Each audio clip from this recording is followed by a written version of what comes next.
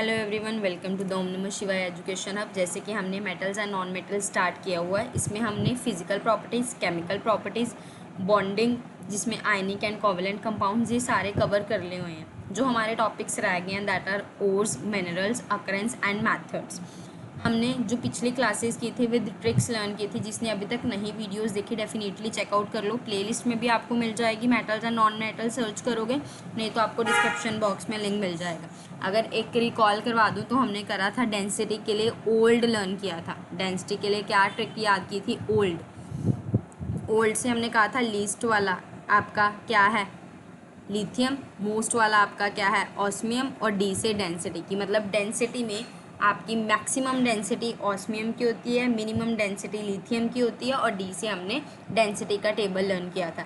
ऐसे ही हमने chemical properties को भी कवर कर लिया हुआ है। जो हमारे एक्सेप्शंस थे फिजिकल प्रॉपर्टीज़ में, वन बाय वन हमने उनको भी कवर कर लिया हुआ है। फिर हमने रिएक्शंस कवर की थी सारी, how metals react with acids, how metal react with base.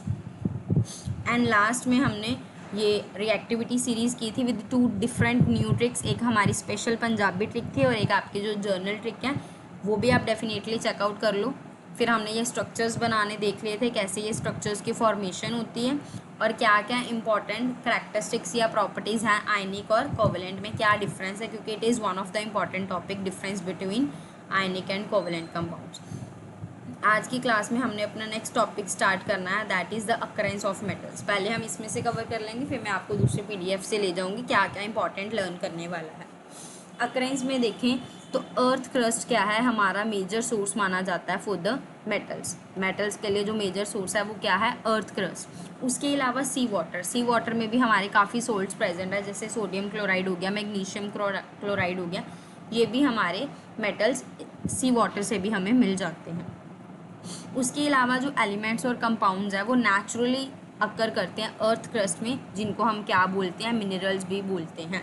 तो मिनरल की आपकी ये डेफिनेशन आ गई, the elements and the compounds which occur naturally in the earth crust are known as minerals. उसके अलावा कुछ प्लेसेस ऐसी हैं जिसमें मिनरल्स की percentage they contain a very high amount of metals and non metals, कि हम ईजिली वहाँ से उन मिनरल से मेटल्स और नॉन मेटल्स को एक्सट्रैक्ट कर सकते हैं। ऐसे मिनरल्स को हम क्या बोलते हैं? ओर्स। क्या बोलते हैं? ओर्स, जहाँ से हम metals and non metals easily extract कर सकते हैं। अब आपने लर्न कौन से वाले करने हैं, ये आपको फिगर दिख रही होगी। मेटल्स में होते बहुत सारे हैं। अगर हम मेटल्स की डेफिनेशन देखें, जिनके लास्ट में आइदर 1 इलेक्ट्रॉन प्रेजेंट हो, 2 इलेक्ट्रॉन प्रेजेंट हो, या 3, मतलब आपके left most side of the periodic table, वो आपके जर्नली क्या होते हैं? मेटल्स होते हैं। उसमें से आयरन, एल्यूमिनियम, कॉपर, सिल्वर, ये कुछ एग्जांपल्स हैं। जिसमें से सबसे ज़्यादा मेटल आपका कौन सा पाया जाता है? दैट इज़ एल्यूमिनियम, जो कितने परसेंट पाया जाता है? 7% पाया जाता है। उसके अलावा आयरन जो 4% पाया जाता है। टॉप 2 की परसेंटेजेस लर्न कर लो, ये सीरीज़ लर्न रख लेना। एल्यूमिनियम सबसे ज़्यादा पाया जाता है, देन आपका आयरन आता है, then calcium, then sodium, then potassium, and last one is magnesium. इसके अलावा जिनके वैलेंस में 4, 5, 6 या 7 इलेक्ट्रॉन्स पाए जाते हैं उनको हम क्या बोलते हैं? नॉन मेटल्स बोलते हैं। जिनके एग्जांपल्स क्या है? Nitrogen, sulphur, oxygen. और उसमें से ऑक्सीजन सबसे ज़्यादा पाया जाता है, इट्स अराउंड 50%। इसीलिए हम कहते हैं ऑक्सीजन सबसे ज़्यादा रिएक्टिव है। काफ़ी सारे ऑक्साइड्स हमें मिलते हैं, हम आगे पढ़ेंगे ऑक्साइड्स के बारे में। उसके अलावा जो सिलिकॉन है वो 26% पाया जाता है। इसमें आपने क्या याद रखना है? Oxygen, then silicon, then phosphorus, and last one is sulphur. उसके अलावा एक्सट्रैक्शन की बात करें, हमने रिएक्टिविटी सीरीज़ लर्न करी थी। अब रिएक्टिविटी सीरीज़ की नॉलेज को ध्यान में रखते हुए हमने मेटल्स को एक्सट्रैक्ट करना है उनके ओर्स में से। कुछ मेटल्स फ्री स्टेट में पाए जाते हैं, वही कुछ मेटल्स कंपाउंड्स में पाए जाते हैं। जो मेटल आपके लीस्ट है, मतलब जो बिल्कुल नीचे बॉटम में होते हैं, जैसे सिल्वर हो गया, गोल्ड हो गया, ये सबसे लीस्ट रिएक्टिव है। ये कैसे पाए जाते हैं? आपके फ्री स्टेट में पाए जाते हैं। तो फ्री स्टेट में पाए जाने वाले आपने मेटल्स का नेम लर्न रखना है, gold, silver, platinum and copper. ठीक है, उसमें से कॉपर और सिल्वर ऐसे हैं जो आपके कंबाइंड स्टेट में भी पाए जाते हैं और फ्री स्टेट में भी पाए जाते हैं। अगर कंबाइंड स्टेट में पाए जाएंगे तो कैसे पाए जाएंगे? In the form of sulphides और ऑक्साइड्स, मतलब या सल्फर के साथ लिंक करके पाए जाएंगे या ऑक्सीजन के साथ लिंक करके पाए जाएंगे। जिनमें मैं स्टार्स लगाती हूँ, आपको पता है वो सबसे इंपॉर्टेंट पॉइंट्स होते हैं, उनको आपने अपने माइंड में फिट करना है। नोट्स बनाते टाइम उतने उतने पॉइंट्स लिख लिया करो या अंडरलाइन कर लिया करो, हाईलाइट कर लिया करो अकॉर्डिंग टू यू, जैसे आपको कंफर्टेबल है। उसके अलावा जो टॉप में आ जाते हैं कि नाका लग गया MG रोड पे ऑल्टो पे बैठ के ऑल्टो खड़ियाँ होते, ये आपकी टॉप ऑफ द सीरीज़ है। ये सबसे ज़्यादा रिएक्टिव है और ये कैसे पाए जाते हैं, free, they are found in nature as a free element. और जो आपके मीडियम वाले हैं, मतलब Jain, Ferrari, Punjab highway, coopers बह के चल रहे हैं, ये आपके कैसे पाए जाते हैं, ये अर्थ क्रस्ट में मेनली ऑक्साइड, सल्फाइड्स या कार्बोनेट के फॉर्म में ही पाए जाते हैं।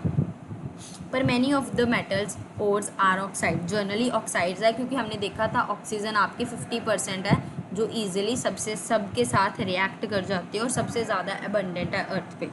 अब रिएक्टिविटी सीरीज़ के हिसाब से हमने इनको 3 पार्ट्स में कैटेगराइज कर लिया है। सबसे ऊपर वाले high reactivity, then medium reactivity, then low reactivity. अब सभी के एक्सट्रैक्ट करने का आपका तरीका अलग अलग है। वैसे आपकी बुक में ऑलरेडी लिखा हुआ है, हाईली रिएक्टिव के लिए इलेक्ट्रोलिसिस मेथड करते हैं, मीडियम रिएक्टिविटी के लिए हम रिडक्शन करते हैं यूजिंग कार्बन, और आपके जो ये नीचे वाले हैं ये तो आपके फ्री स्टेट में ही पाए जाते हैं। पर फिर भी आपने ये टेबल लर्न करना है। ये टेबल सबसे इजी है। देखो, ओर है, सबसे पहले आपने ओर को कंसनट्रेटेड फॉर्म में लेना है। ओर को कैसे लेना है, in the form of concentration लेना। फिर आपके पास 3 कैटेगरी आ जाते हैं, या वो मेटल आपका हाई रिएक्टिविटी का होगा, या मीडियम का होगा, या लो का होगा। अगर हाई का होगा तो आपने इलेक्ट्रोलिसिस करना और फिर आपको क्या मिल जाएगा, प्योर मेटल मिल जाएगा।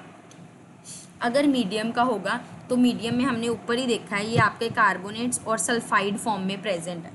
अगर कार्बोनेट और में प्रेजेंट है तो आपने कौन सा प्रोसेस करना है, कैल्सिनेशन। हम सारा 1 बाय 1 पढ़ेंगे, what is calcination, what is roasting. Learn करने के लिए आप ऐसे याद रख सकते हो, कैल्सिनेशन भी C से है और कार्बोनेट भी C से है, both are starting from C।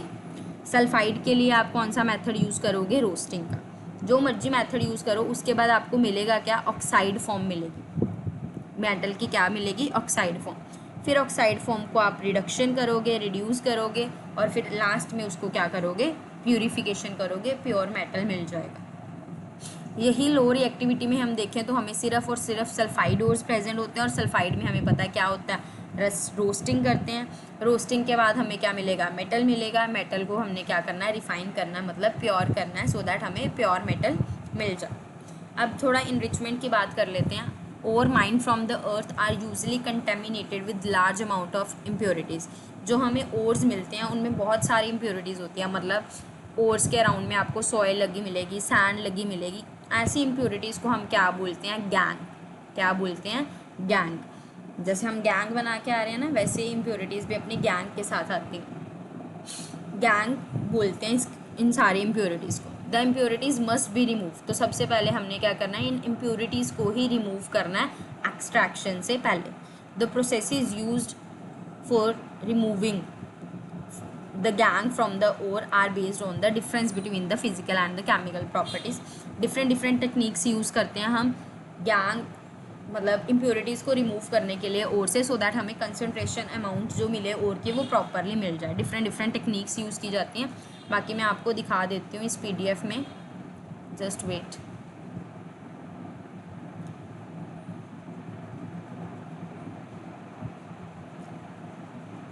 जैसे सबसे पहले है मैग्नेटिक सेपरेशन। ये आपकी एक बेल्ट होती है, इसमें क्या होता है, आपने जो भी सारी इम्प्योरिटीज़ वाली गैंग है और वो यहाँ डाल दी। उसके बाद ये जो रोलर है ये आपका चलना शुरू हो जाता है। इसमें क्या लगी होती है, मैग्नेटिक, मतलब मैग्नेट्स लगे होते हैं, सो दैट जो आपके मैग्नेट वाले पार्ट हैं वो आपके अट्रैक्ट ही रहेंगे, इसके साथ अट्रैक्ट रहेंगे। जो नॉन मैग्नेट वाले पार्ट्स होंगे, मतलब नॉन मैग्नेटिक पार्ट्स होंगे, वो आपके एक्सपेल आउट हो जाएंगे, नीचे गिर जाएंगे, और मेटल्स आपके सारे मैग्नेटिक वाले पार्ट आपके इस साइड आ जाएंगे। तो मतलब इससे आप इम्प्योरिटीज़ को सेपरेट आउट कर सकते हो फ्रॉम द मेटल। क्लियर, पहला मेथड ये होता है। दूसरा हाइड्रोलिक वॉशिंग। हाइड्रोलिक वॉशिंग में आपकी ये एक तरह का ऐसा एक स्ट्रक्चर होता है जिसमें डिफरेंस अकॉर्डिंग टू द, मतलब जैसे इम्प्योरिटीज़ हैं वो कई बार हल्की होती हैं, वाटर लाइटर होता है, हैवी पार्टिकल्स जो हैं वो नीचे सेटल डाउन हो जाएंगे और लाइट पार्टिकल्स आपके ऊपर रह जाएंगे। तो जो आपको नीचे मिल जाएगी वो आपको ओर की कंसनट्रेशन मिल जाएगी, सो दैट जो हमने आगे यूज़ करना है हमें प्रॉपरली ओर की कंसनट्रेशन मिल जाएगी। बाकी हमने अभी देखा एक्सट्रैक्शन के लिए हायर रिएक्टिविटी के लिए इलेक्ट्रोलिसिस होता है, मीडियम के लिए हम रिडक्शन का यूज़ करते हैं, और नीचे वाले तो आपको नेटिव फॉर्म में मिलते हैं। हाँ, समटाइम्स कॉपर है, कॉपर को एक्सट्रैक्ट करने की नीड होती है। बाकी सबसे पहले एक्सट्रैक्शन देखेंगे हम लो रिएक्टिविटी सीरीज़ का, जो सबसे लोएस्ट में है, मतलब आपके नीचे वाले जो नेटिव स्टेट्स में आपको मिलते हैं। जनरली ये सारी की सारी क्या होती हैं, अनरिएक्टिव होती हैं। The oxides of these metals can be reduced by heating alone. अगर ये ऑक्साइड फॉर्म में हो तो इनको जस्ट नॉर्मल हीट कर दो, आपको ये क्या मिल जाएंगी, प्योर फॉर्म में मिल जाएंगी। जैसे फॉर एग्जाम्पल सिनाबार के एग्जाम्पल ही, सिनाबार क्या होता है, it is an ore of mercury, mercury का और है जिससे हम मरकरी को एक्सट्रैक्ट कर सकते हैं, HGS। जब हम इसको हीट करते हैं इन द प्रेजेंस ऑफ एयर, हमने HGS को क्या करा, हीट करा। जब भी हीट करना है, ऑक्सीजन को ऐड करना होता है, तो ये सबसे पहले किस में कन्वर्ट होगा, ये Hg ऑक्सीजन के पास चला गया, HgO आ गया, और सल्फ़र के पास जाके इसने क्या बना दिया, सल्फ़र डाइऑक्साइड की फॉर्मेशन कर दी। उसके बाद आप बैलेंस कर लेना 2 और 3 लगा के, जैसे आपकी बैलेंसिंग है, फर्स्ट चैप्टर में आपने बैलेंसिंग सीखी होगी। The mercuric oxide is then reduce to mercury. अभी तो हमें ऑक्साइड मिला, प्रॉपर फॉर्म तो मिली नहीं, जैसे कि हमने यहाँ पे देखो ऊपर पढ़ा था कि आप क्या जर्नली सल्फाइड ओर्स होते हैं, जैसे हमने अभी देखा ना, cinnabar is an example of mercury, ये सल्फाइड के साथ ही है। हमने रोस्टिंग करी, हमें क्या मिल जाएगा, प्योर मेटल मिल जाएगा, फिर हम उसको क्या करेंगे, रिफाइन करेंगे। तो ऐसे ही हमें क्या मिला, अभी ऑक्साइड फॉर्म में मिला। ऑक्साइड को फिर हम फर्दर हीट करेंगे। जब इस ऑक्साइड को आप फर्दर हीट करोगे, Hg सेपरेट आउट हो जाएगा और आपका ऑक्सीजन सेपरेट आउट हो जाएगा, और आपको प्योर फॉर्म ऑफ मर्करी मिल जाएगी, मतलब प्योर मेटल आपका एक्सट्रैक्ट होके आ जाएगा। दूसरा, कई बार जैसे हमने अब अकेला हीट करा ऑक्साइड को, सिमिलरली कॉपर है, कॉपर अगर हम देखें सल्फाइड में कैसे प्रेजेंट होता है, Cu2S में प्रेजेंट होता है। इसको हम जब हीट करते हैं तो हमें क्या मिलता है, कॉपर ऑक्साइड मिल जाता है, Cu2O। फिर इसको हम दोबारा कॉपर सल्फाइड के साथ ही करते हैं रिएक्ट, मतलब ऑटो रिडक्शन कर सकते हैं। मतलब आप कह रहे हो कि आपने डायरेक्ट हीट करने की जगह उसको कॉपर सल्फाइड के साथ, कॉपर सल्फाइड के साथ ही रिएक्ट कराया, फिर हमें क्या मिल गया, प्योर फॉर्म ऑफ कॉपर मिल गया। अगर मैं आपको यहाँ से बताऊँ ये देखो, कई बार आपकी ऑटो रिडक्शन होती है, कई बार आपकी सेल्फ रिडक्शन होती है। जर्नली जो लोअर वाले प्रेजेंट है वो तो अनरिएक्टिव होते हैं, जो ऑक्साइड्स मिलते हैं हमें, हम उनको ईजिली रिड्यूस कर सकते हैं हीट करके ही। ऐसे को हम क्या बोलते हैं, ऑटो रिडक्शन। देखो पहले हमने अभी देखी थी ना, कॉपर सल्फाइड को जब हमने हीट करा, कॉपर ऑक्साइड मिला, फिर कॉपर ऑक्साइड को दोबारा कॉपर सल्फाइड के साथ ही रिएक्ट कराया, this process is called auto reduction, और हमें क्या मिल गया, प्योर फॉर्म ऑफ कॉपर मिल गई विद सल्फर डाइऑक्साइड। ये आपने बहुत ध्यान से ये रिएक्शंस लर्न करनी है, क्योंकि पेपर में रिएक्शंस भी आ जाते हैं, तो आपको सारी रिएक्शंस पता होनी चाहिए। उसके अलावा अगर हम देखें मिडल रिएक्टिविटी सीरीज़ की, मतलब जो आपकी बॉटम के बाद मिडल वाली आ जाती है, the metals in the middle, जैसे आयरन आ गया, जिंक आ गया, लेड आ गया, they are the moderately reactive. ये आपको सल्फाइड्स में भी मिल सकते हैं, कार्बोनेट्स में भी मिल सकते हैं। हम इनको ईजिली कन्वर्ट कर सकते हैं पहले ऑक्साइड में, देन मतलब उन्होंने देखा है therefore prior to the reduction, reduction से पहले हमारा सबसे पहला काम क्या है, इनको मेटल ऑक्साइड्स में कन्वर्ट करना। Sulphide ores are converted to oxides by heating in the presence of oxygen. जो आपके सल्फाइड वाले हैं, सल्फाइड को हमने किसकी प्रेजेंस में रखना होता है, इन the presence of oxygen, oxygen की प्रेजेंस में रख के आपने प्रोसीजर करना है। इसी प्रोसेस को हम क्या बोलते हैं, रोस्टिंग। क्या बोलते हैं, रोस्टिंग। वही जो कार्बोनेट ओर्स हैं उनको ऑक्साइड्स करने के लिए आपको सिर्फ और सिर्फ उनको स्ट्रांगली हीट करना है, लिमिटेड एयर के साथ, मतलब नामात्र एयर के साथ। इस प्रोसेस को क्या बोलते हैं, कैल्सिनेशन। अब आपको याद कैसे रहेगा कि कैल्सिनेशन में इन द प्रेजेंस ऑफ ऑक्सीजन है या रोस्टिंग में इन द प्रेजेंस ऑफ ऑक्सीजन है। पहले मैंने आपको ट्रिक बता दी थी, कैल्सिनेशन आपका किस में जाएगा, कार्बोनेट्स में जाएगा, CC से, ठीक है। उसके बाद आप याद रख सकते हो, ये देखो रोस्टिंग, कैल्सिनेशन है, नेशन बाद वाला वर्ड है, नेशन को छोड़ दो, ये आपका कैल्सी है, ठीक है, आपका क्या है, कैल्सी है। कैल्सी से आप याद रख लो, यहाँ कोई ऑक्सीजन नहीं आ रहा, मतलब कोई O नहीं आ रहा, तो it is in the absence of oxygen याद, और लिमिटेड ऑक्सीजन, ठीक है।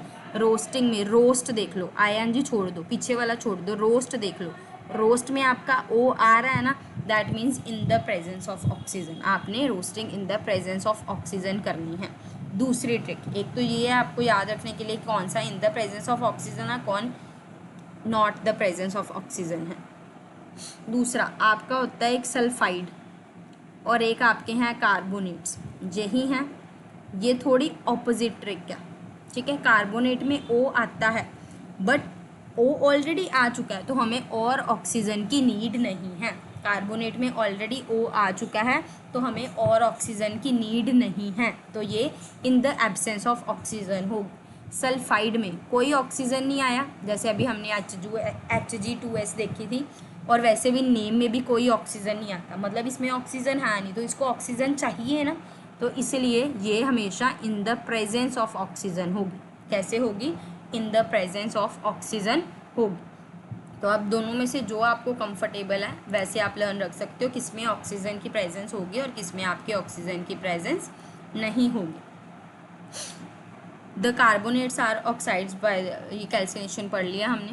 The chemical reaction that takes place are shown below, ये आपको देखने को मिल रही हैं। सबसे पहले हमने क्या बोला, रोस्टिंग में इन द प्रेजेंस ऑफ ऑक्सीजन है, तो रोस्टिंग के लिए हमने जिंक ले लिया, जिंक सल्फाइड लिया। सल्फाइड को इन द प्रेजेंस ऑफ ऑक्सीजन आप हीट करोगे तो आपको क्या मिलेगा, ऑक्साइड फॉर्म मिलेगा ZnO, और आपको सल्फर डाइऑक्साइड निकलेगी। हमेशा याद रखना सल्फाइड्स में आपकी कौन सी गैस साथ में निकलेगी, सल्फर डाइऑक्साइड, ये आपने याद रखना है। और जो आपके कार्बोनेट्स होते हैं इनमें आपकी कार्बन डाइऑक्साइड निकलती है 99%, पर कुछ केसेस में कार्बन मोनोऑक्साइड भी निकल जाती है। तो कार्बोनेट्स में कार्बन डाइऑक्साइड या कार्बन मोनोऑक्साइड, और उसमें आपकी सल्फर डाइऑक्साइड निकलेगी। क्लियर? सिमिलरली अगर मैं इस प्रोसेस को कैल्सिनेशन से करूं, मतलब जिंक सल्फाइड की जगह जिंक कार्बोनेट हो, ZnCO3 हो, तो मुझे सिर्फ और सिर्फ उसको हीट करना है, मुझे ZnO और CO2 क्या हो जाएगी, मिल जाएगी। The metal oxides are then reduced by suitable agents, फिर हम इसको सुटेबल एजेंट्स डाल के रिडक्शन कर सकते हैं, क्योंकि हमने ऑक्साइड मिल गया। ऑक्साइड के बाद नेक्स्ट स्टेप हमारा क्या है, रिडक्शन का, रिड्यूस करना मेटालिक जिंक में। तो रिडक्शन के लिए हमने क्या करा, कार्बन में इसको ऐड करा, हमें जिंक अलग मिल गया, और कार्बन मोनोऑक्साइड क्या होगी, सेपरेट आउट हो गए। ठीक है, you are already familiar with the processes of oxidation and reduction, हमें पता है इस प्रोसेस को हम ऑक्सीडेशन बोलेंगे या रिडक्शन, आपने कमेंट सेक्शन में मेरे को बताना है। Obtaining metals from there compounds is a reduction process, metals को ऑब्टेन करना, इस प्रोसेस को हम रिडक्शन प्रोसेस बोलते हैं। चलो आंसर आपको पता लगी कि आप कमेंट सेक्शन में लिख दो reduction. Next, beside using carbon की जगह टू रिड्यूस मेटल ऑक्साइड हम डिस्प्लेसमेंट रिएक्शंस का भी यूज़ कर सकते हैं, मतलब हाईली रिएक्टिव एलिमेंट्स है जैसे सोडियम हो गया, कैल्शियम हो गया, they are use as a reducing agent, हम इनको as a reducing agent use कर सकते हैं लोअर रिएक्टिविटी से। जैसे एग्जांपल इन्होंने बोल दिया मैग्नीज डाइऑक्साइड है, MnO2 है, हमें मिल गया, हमने मैग्नीज डाइऑक्साइड बना लिया, ऑक्साइड फॉर्म कर लिया, इसको हमने एल्यूमिनियम के साथ लिंक करवा दिया। जब हमने एल्यूमिनियम के साथ कराया तो डिस्प्लेस हो गया, ऑक्सीजन एल्यूमिनियम के साथ चला गया, Al2O3 आ गई, और Mn हमारा क्या हो गया, सेपरेट आउट हो गया।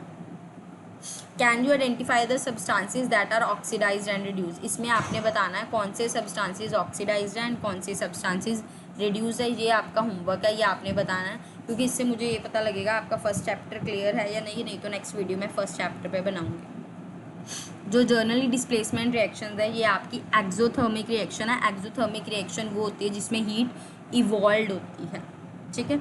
बाकी Fe2O3 जहाँ with aluminium is used as a railway tracks, ये वर्ड जो भी आ जाए ये आपके लिए इंपॉर्टेंट हो जाते हैं। रेलवे ट्रैक्स में यूज़ हो जाता है, Fe2O3 का क्रैक मशीन पार्ट्स में यूज़ हो जाता है, और इसी रिएक्शन को हम क्या बोलते हैं, थर्मिट रिएक्शन। तो पेपर में थर्मिट रिएक्शन आने के चांसेस रहते हैं। थर्मिट रिएक्शन क्या है, जब Fe2O3 को आप एल्यूमिनियम के साथ रिएक्ट करते हो, Fe आपका सेपरेट आउट हो जाता है और एल्यूमिनियम के साथ Al2O3 और हीट हो जाता है। इस रिएक्शन को मतलब आपको प्योर आयरन मिल जाता है, इसी रिएक्शन को आप क्या बोलते हो, थर्मिट प्रोसेस या थर्मिट रिएक्शन। अगर मैं यहाँ से आपको बताऊँ, जस्ट गिव मी 1 सेकेंड, हाँ जी ये देख लो, मॉडरेट में रोस्टिंग क्या होता है, इन द प्रेजेंस ऑफ एयर, जहाँ आपको नॉर्मल सल्फाइड्स या ऑक्साइड्स मिलते हैं इन द प्रेजेंस ऑफ एयर, ये आपके लेबोरेटरी फर्नेसेस में प्रोसेसेस होते हैं। जैसे एग्जांपल है जिंक सल्फाइड में हमने ऑक्सीजन डाला तो ZnO और SO2 निकल गया। कैल्सिनेशन में in the absence of oxygen होते हैं, ZnCO3 की एग्जांपल हमने अभी करी थी। रिडक्शन करने के लिए हम एल्यूमिनियम का भी यूज़ कर लिया था हमने, और कार्बन का भी यूज़ किया था। अगर कार्बन का यूज़ करते हैं तो हमें CO मिल जाता है, अगर एल्यूमिनियम का यूज़ करते हैं तो हमने देखा था Al2O3 मिलता है। बाकी रोस्टिंग में आपको SO2 मिलेगा और कैल्सिनेशन में आपको CO2 मिलेगा। होप आपको ये दोनों चीज़ें क्लियर हो गई होंगी।